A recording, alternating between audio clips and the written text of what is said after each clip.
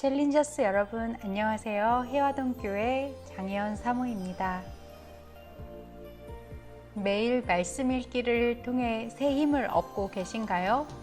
그러기를 바라면서 오늘부터 읽을 책을 소개하도록 하겠습니다. 우리가 지난 시간까지는 역사서의 책을 읽었는데요. 역사서 읽기를 잠시 멈추고 오늘부터 우리는 예언서를 읽어갈 예정입니다. 지난 영상에서도 말씀드렸지만 이스라엘의 역사를 읽어 나갈 때 절대 빼놓을 수 없는 존재가 있는데요. 바로 선지자 또는 예언자로 불리는 사람들입니다. 이스라엘이 하나님과의 언약을 지키지 않고 여로보암의 길, 잘못된 우상숭배의 길을 계속 걸어 나갈 때마다 하나님을 대변해서 하나님의 메시지를 전달하고 이스라엘의 회개를 촉구했던 사람들, 그들이 바로 예언자였습니다. 따라서 우리가 예언이나 예언자라는 말을 사용할 때 혼동해선 안 되는 것은 성경의 예언자들은 미래의 일들을 마치 점쟁이가 점치듯이 말하는 것과는 전혀 다른 차원이다 라는 사실입니다. 오히려 성경에서는 점을 보거나 점치는 행위를 악한 것으로 구별하고 있습니다. 물론 성경의 예언자들도 미래의 이야기들을 종종 자주 이야기하곤 합니다. 하지만 이러한 미래에 관한 정보는 철저하게 우리의 과거뿐 아니라 우리의 현재와 미래까지도 알고 계시는 하나님께서 주시는 메시지라는 것이 핵심이 됩니다. 예언자들의 말 속에 담긴 미래에 관한 정보와 지식은 하나님께 속한 것으로서 그것을 말씀하고 계시는 분, 바로 하나님께 초점이 맞춰져 있는 것이라는 점에서 성경의 예언서가 오늘날 우리가 대중적으로 사용하는 미래 예언과는 전혀 다른 개념이라는 사실을 여러분이 이해하셨으면 좋겠습니다. 성경에는 예언자의 이름으로 된 책이 무려 16권이나 있는데요. 구약 성경 전체가 총 36권이라는 사실을 고려해 볼 때 결코 작은 분량이 아니죠. 또 예언서들의 분량이 만만치가 않습니다. 그 양의 길이를 고려한다면 구약 성경의 절반 이상가량까지도 차지한다고 볼 수 있습니다. 그만큼 예언서를 이해하는 것은 구약 성경을 이해하는 데 있어서 결코 빠질 수 없는 부분이라는 사실을 우리가 염두에 두어야 하겠습니다. 예언서라는 말, 표현, 개념은요, 하나의 형식을 가리키는 말이기도 하는데요. 왜냐하면 성경의 예언서가 가지는 특정한 양식, 예언서에서만 반복되는 특징이 있기 때문입니다. 그래서 예언서를 하나의 장르로 볼 수도 있겠는데요. 이러한 예언서 장르에 속하는 특징들을 크게 3가지로 요약해서 제가 말씀을 드리도록 하겠습니다.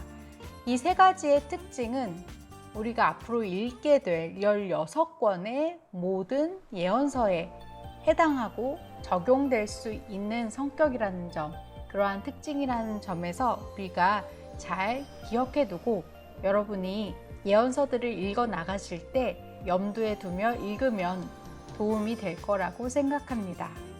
모든 예언서에 공통적으로 나타나는 양식은 이러한 특징을 갖습니다. 첫째, 이스라엘의 죄와 악을 고발합니다. 이스라엘의 우상 숭배로 인한 영적 타락과 그들의 불순종을 이야기합니다. 또한 이스라엘 지도자들이 거룩한 삶을 살지 않고 있음에도 불구하고 겉모양으로 마치 종교적인 위선적인 삶을 사는 것에 대한 비판을 하는데요. 예언자들은 그들이 하나님을 알지도 못한다 라고 지적합니다. 또 이스라엘의 도덕적 타락과 사회적 약자를 무시하는 등 그들의 공동체 안에서 벌어지는 악함을 또한 함께 고발합니다. 두 번째 공통된 특징은 모든 예언자들이 이스라엘의 회개를 촉구하고 있다는 점에 있습니다. 그들의 메시지에는 공통되게 빠지지 않는 것이 있는데요. 바로 그들의 우상 숭배에서 돌이키라는 것, 하나님 앞에서 거룩하게 행하고 참된 예배를 드리도록 촉구하죠. 또한 하나님만 의지하고 하나님과 맺은 언약에 신실할 것을 요청합니다.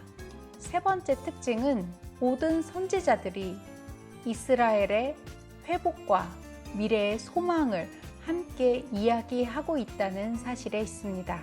사실 모든 예언서들의 궁극적인 목표는 결국 이스라엘의 구원을 향해 있는데요. 그들을 벌하시고자 하는 것이 목표와 목적이 아니라 하나님의 백성으로서 돌이키고 회복시키고자 하는 것에 초점이 있는 것이죠.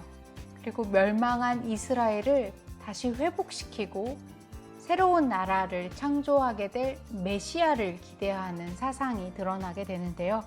미래의 구원자인 메시아가 오실 것을 약속하고 있는 내용이 나오게 됩니다. 앞으로 예언서에 속한 16권의 책을 읽어 나가실 텐데요. 앞서 이야기한 세 가지 요소들을 생각하면서 읽어보시길 바랍니다. 그러면 우리가 어떠한 순서로 이 16권을 읽게 될 예정이냐면 성경에 실려 있는 그 순서가 아니라 실제 그 예언자들이 역사 속에서 활동했던 시대적, 연대기적 순서에 따라서 읽어가 보려고 합니다. 지금부터 그 예언자들이 활동했던 시대와 함께 우리가 읽어가게 될 예언서의 순서를 안내해 드리도록 하겠습니다. 가장 먼저 활동했었던 주전 BC 8세기에 활동한 선지자들인데요. 이들은 북이스라엘에서 활동했던 선지자들입니다. 아모스, 호세아, 요나가 여기에 해당합니다. 주전 8세기에서 7세기로 넘어오는 그 사이에 활동했던 선지자가 있는데요. 바로 이사야 선지자입니다. 그리고 이어서 주전 7세기에 활동했던 예언자들로 미가, 나훔, 스바냐가 있습니다. 이들은 모두 남유다에서 활동했던 예언자들입니다. 또 이 주전 7세기에서 6세기로 넘어오는 그 사이에 활동했던 예언자가 있는데요. 예레미야입니다. 주전 6세기에 활동했던 선지자들은요. 하박국, 에스겔, 다니엘, 오바댜 이렇게 4사람을 더 추가해서 함께 이야기해 볼 수 있겠습니다. 마지막 포로기 이후에 활동했던 예언자들이 있는데요. 이스라엘이 그 바벨론으로부터 다시 그들의 고향 땅으로 귀환하도록 조치가 처해진 이후에 그 귀환한 공동체 속에서 활동했던 이스라엘의 선지자들이라고 볼 수 있겠습니다. 학개, 스가랴, 말라기, 요엘 이 4명의 선지자를 소개해 볼 수 있겠습니다. 이렇게 해서 총 16명의 선지자를, 예언자들을 여러분께 소개해 드렸는데요. 우리는 이 순서로 성경을 읽어갈 예정입니다. 오늘 마지막으로 예언자들의 부르심과 사명에 관한 이야기를 나눠보려고 합니다. 하나님의 말씀을 대변하는 예언자로 사는 삶은 어떠할까요?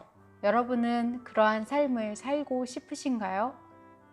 놀라운 기적을 만들었던 엘리야, 엘리사와 같은 선지자를 생각해 보면 상당히 멋있어도 보이고 마치 오늘날의 마블 영화를 보는 것처럼 선지자의 삶이 상당히 동경이 되는 모습처럼 보여지기도 합니다. 하지만 우리가 보게 되는 그들의 이적과 기사와 관련된 내용은요, 그들의 삶에 아주 작은 일부분에 지나지 않는다는 사실이죠.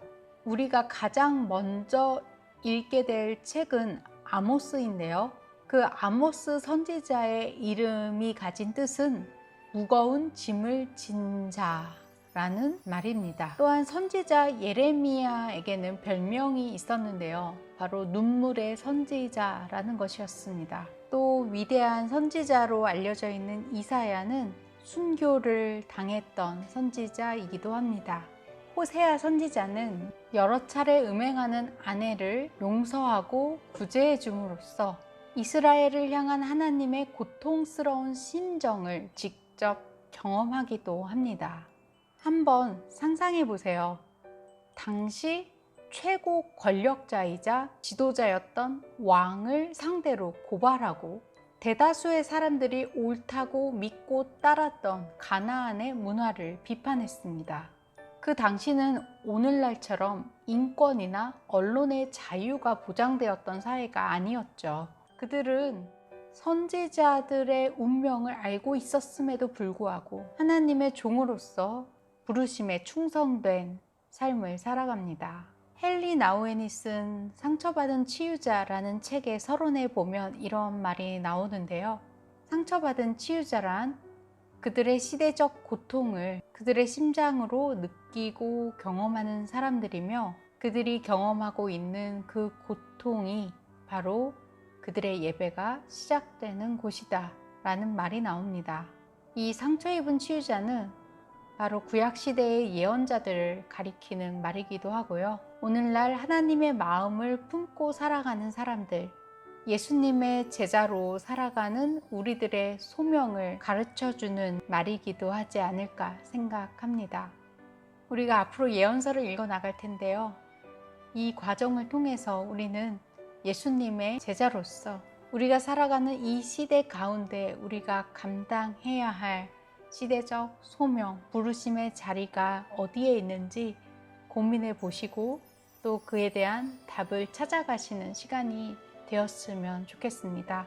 여러분의 예언서 읽기를 응원합니다.